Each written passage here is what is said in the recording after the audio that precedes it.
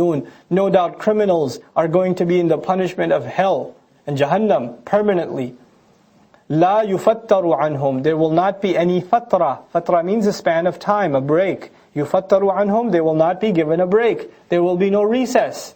There will be no short, like we'll be back after the following.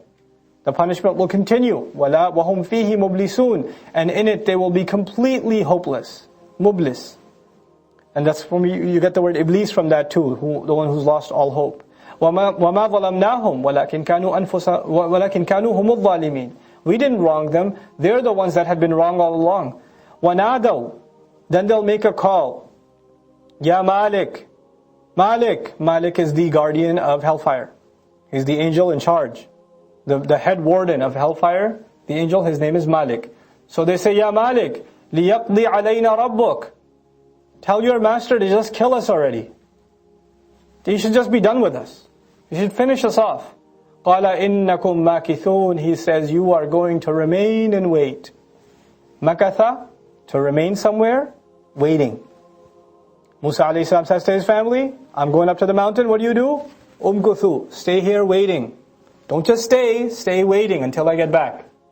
So, إِنَّكُمْ مَاكِثُونَ. You'll keep waiting for that prayer to be answered. لَقَدْ جِئْنَاكُمْ بِالْحَقِّ. We had brought you the truth. وَلَكِنَّ أَكْثَرَكُمْ لِلْحَقِّ كَارِهُونَ. But most of you were disgusted by the truth. When it came to the truth, you didn't want to hear it. أَبْرَمُوا أَمْرًا. Now Allah asks the question about, after depicting the scene of Hellfire, He says, have they tied up their rope? أَبْرَمُوا أَمْرًا. Ibram in Arabic means the rope used in construction. When you have, back in the day when two planks were put together, you didn't nail them together, you tied them together. So you take the strongest kind of rope you can find, you double it and you coil it, so you see those twists in a rope, that makes it strong. You use that to try to tie beams of wood together. That's old construction. And when you knot it together, you try to knot it in a way that nobody can undo. Because it's for construction, it's dangerous if it's loose. So the strongest kinds of knots in Arabic are called ibram. The idea of tying a very strong rope with a very strong knot. That is tied with the intent of never undoing it. You don't want to undo it. That's called ibram. Now, this is a figure of speech in the Quran, very powerful one. Allah says, have they tied up the knot when it comes to the decision?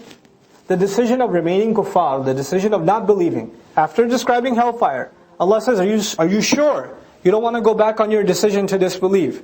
Is it as sure as somebody who's tied up the knot, who's not going to go back on it, because it's a permanent knot now? If that's the case, then, and only then, inna mubrimun, then we've tied up our knot also. We've tied up the knot to send you in the place I just described, the hellfire. So there's a if and then situation, and inna situation, fa situation. Is it the case then that they are sure they want to be disbelievers? Then I'm sure I want to send them to the hellfire. Now, this ayah has many benefits, and of them is why does Allah want to send people to hellfire? He doesn't. It's the consequence. It's sababiyya. It's fa.